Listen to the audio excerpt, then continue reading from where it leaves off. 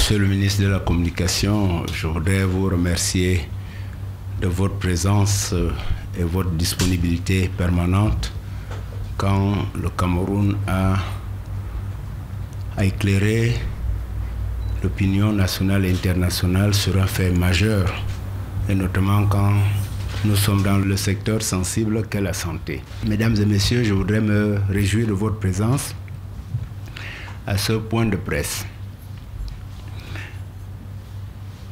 La vie d'une femme, surtout la vie qui est perdue, alors qu'on allait vivre la joie de donner vie, est quelque chose de difficile. Difficile en ce sens que nous ne pouvons pas accepter qu'une femme perde sa vie, surtout quand toutes les conditions peuvent être réunies pour la sauver. Dame Komaté a donc perdu la vie samedi 12 mars à Douala. Nous avons de part et d'autre suivi ce qui s'est suivi, notamment en scène horrible, en scène insoutenable, d'où la décision du gouvernement de vous éclairer brutalement sur l'ensemble des faits. Parce que, bien informés, nous pourrons ensemble mieux atténuer la communication et surtout éviter tout dérapage quand les faits deviennent incontrôlés. Dame Monique Konaté a donc une trentaine d'années. Elle a déjà eu 3 enfants. Elle avait une 4e grossesse. Elle s'est présentée dans un centre médical le 11 mars. Au 11 mars, sa grossesse était déjà d'un peu plus de 7 mois. Donc elle n'a pas suivi les premières consultations. Dans ce centre de santé, un certain nombre de bilans lui ont été demandés. Pendant qu'elle a reçu le traitement préventif intermittent, et tout semblait normal. Sauf qu'on n'a pas décelé que c'était une grossesse jumellaire, c'est-à-dire qu'elle avait des jumeaux, puisqu'elle n'a pas fait l'échographie. Et elle décède le 12 mars. Elle décède où? Pour l'instant, nous ne pouvons pas dire si elle est décédée à domicile, si elle est décédée chez quelqu'un d'autre, mais en tout cas, nous avons ces traces dans un hôpital public vers 8 heures. En effet, à 8 heures du matin hier, sa famille arrive avec elle.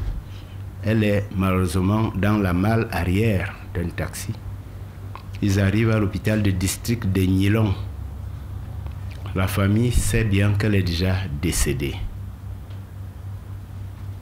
Et la famille demande au personnel médical de Nilon si on peut ouvrir pour pouvoir enlever les fœtus.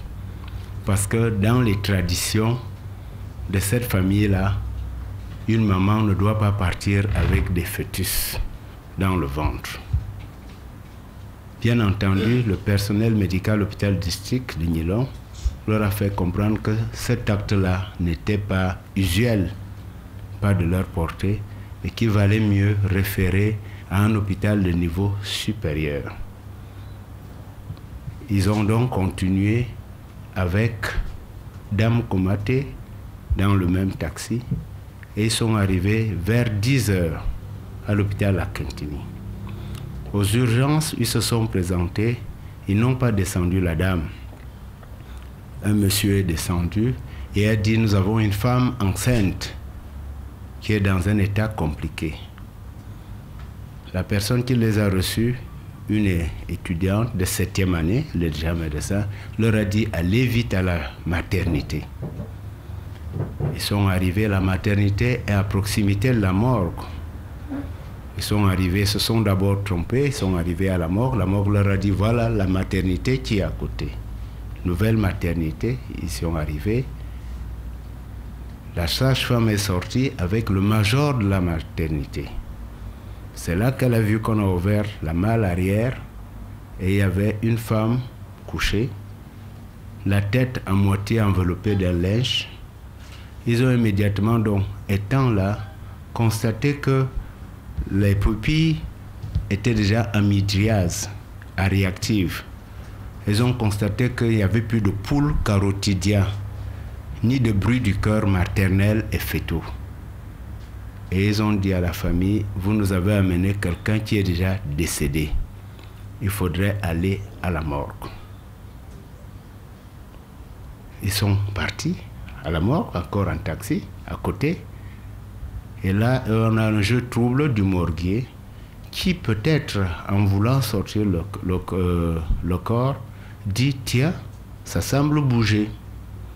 Mais vous savez que le fœtus est dans un liquide. On peut comprendre qu'une femme, surtout qu'elle était forte, que ce mouvement-là, comment ils peuvent imaginer que plus de 4 heures de temps après le décès, qu'un fœtus puisse encore être vivant? Parce que c'est la mère qui fait vivre le fœtus. Dès le moment où la maman est décédée, un fœtus ne peut plus vivre. Ça n'existe nulle part. Et le morguier dit, ok, ils disent là qu'ils peuvent sauvons le fœtus. Ils retraversent avec le taximan pour aller à la maternité. De nouveau, les sages-femmes disent, mais non, la personne est décédée, notre rôle, c'est d'accoucher. Ce n'est pas une personne qui est déjà décédée. Entre-temps, la gynécologue de garde est en pleine opération de césarienne. Donc ne peut pas sortir parce qu'elle opère une femme d'une césarienne. On a à peu près 3 à 4 femmes en travail. Les sages-femmes leur disent, pour ce que vous demandez maintenant de sortir les fœtus, il vaudrait mieux donc aller aux urgences. Là, peut-être le médecin verra avec le reste de l'hôpital qu'est-ce qu'il y a lieu de faire. C'est là qu'on ne sait pas ce qui a traversé dans la tête d'une dame qui accompagnait ce couple. Au départ, c'était présenté comme une belle-sœur, mais non, il apparaît qu'il n'y a aucun lien de parenté. Mais cette dame est avec le couple depuis la matinée. Et c'est cette dame donc qui, avec un instrument tranchant, on parle de lame de bistouri, on parle de tout ce que vous connaissez, qui a décidé d'ouvrir le ventre. Cette famille a directement fait un cordon parce qu'entre-temps, la sage-femme, le major, ont commencé à appeler la guérite de l'hôpital où il y a un poste de police et des vigiles.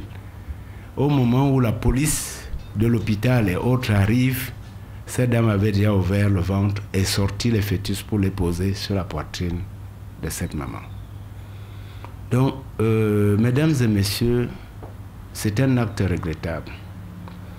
Bien entendu, dans un premier temps, on a parlé hier qu'on a demandé une caution pour admettre la femme. Il n'y avait pas un problème de caution. On a parlé qu'il y avait un problème de négligence médicale. Il n'y a pas eu de négligence médicale particulière. Il y a seulement un acte horrible à la fin. Parce que, morte, la dame qui a ouvert le ventre n'a pas le droit de disséquer quelqu'un. Elle n'avait pas cette qualité. Et dans tous les cas, dans la dignité humaine, ça ne se fait pas. Pour l'instant, les services de justice ont mis en garde et la sage-femme, et le major, et le morguier, et bien entendu la dame qui a commis cet acte horrible que vous tous que vous avez suivi. Je voulais donc rassurer les uns et les autres que le gouvernement suit de très près ce dossier. Le gouvernement est choqué par cet acte. Le gouvernement est très très gêné et surtout perturbé quand il s'agit de la perte d'une femme qui attend de donner vie à un enfant. Mais le gouvernement souhaite que, maintenant que vous connaissez la réalité, qu'on attende tous la fin du process, mais que les images qui circulent ne soient pas en train de perturber ceux qui reçoivent, parce que ce sont des images pas du tout bonnes. Ladies and gentlemen, it's very, very difficult when a pregnant woman died. And Cameroon lost one pregnant woman Saturday, 12 March. In fact, these pregnant women went in the health facilities, private health facility, Friday, 11 March. And that is the first consultation after 7 months. And they receive a medical planning.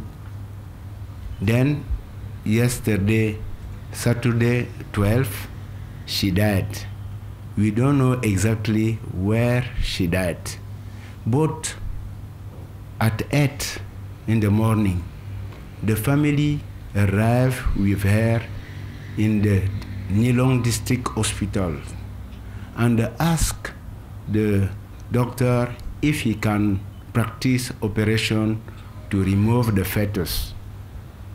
The doctor said that no, because it's not in the possibility for the health district hospitals.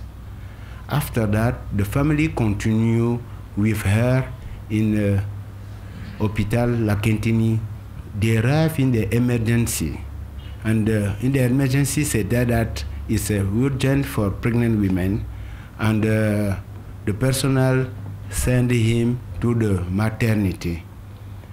At the maternity, the midwife and the major noticed that this woman was died since a long time, and noticed that it's not possible to continue to do anything, and advised the family to conduct the pregnant women in the mortuary. At the mortuary, one personnel with another woman thought that it will be possible again to save the fetus. At this stage, they back again at the maternity ward. But at the maternity ward, the midwife said that it's not possible because you cannot have the fetus alive when the mother is dead.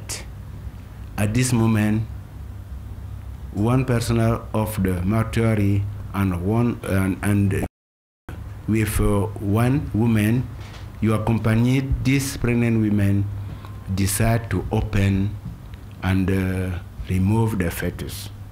It's a horrible act, and the Cameroon is very, very deep side with this, because it's not possible at this time.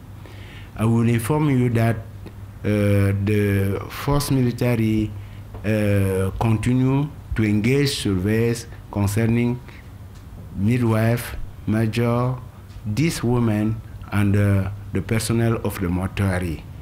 I will say that it's not a problem of negligence in the district hospital for Nilong or La Quintini Hospital in Douala.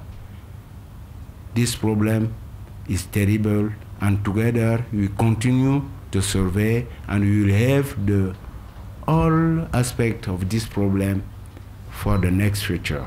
Thank you. Je vous ai relaté ce que nous suivons depuis que ce terrible événement est arrivé hier. Nous regrettons un peu une certaine peut-être légèreté ou alors nos mœurs, parce qu'on n'imagine pas encore que dans certaines parties de notre pays, qu'on puisse imaginer qu'on puisse ouvrir le ventre d'une femme pour dire que les fœtus doivent tout de même sortir. Ça ne se fait pas partout ailleurs. C'est la première fois que nous avons constaté cet état de fait. Je pense que ensemble nous allons progresser, mais l'important était que les médias nationaux et internationaux puissent rétablir l'image globale de ce qui s'est passé et puissent donc mieux gérer ensemble cette information que nous disons, c'est une information hideuse. Et nous sommes tous attristés du décès de cette dame. Et je profite de l'occasion encore pour exprimer les condoléances du gouvernement à cette famille suite à la perte tragique. Je ne sais pas si elle est tragique, mais suite à la perte de cette dame qui attendait des jumeaux. C'était important que vous ayez cette information. Le Cameroun est tout attristé et nous souhaitons que toute femme enceinte puisse donner vie à son beau bébé. Nous travaillons pour que la mortalité maternelle puisse connaître une réduction significative. Nous travaillons pour que la mortalité néonatale infanto-juvénile puisse être ramenée à des proportions effectivement raisonnables. Ensemble, nous travaillons pour que les comportements en milieu hospitalier soient dans le sens d'une bonne gouvernance et surtout dans le sens du serment d'Hippocrate que les uns et les autres ont prêté, et que nous puissions sauver les vies des personnes qui arrivent dans nos hôpitaux. Je vous remercie encore de votre présence et vous souhaite une bonne fin de journée.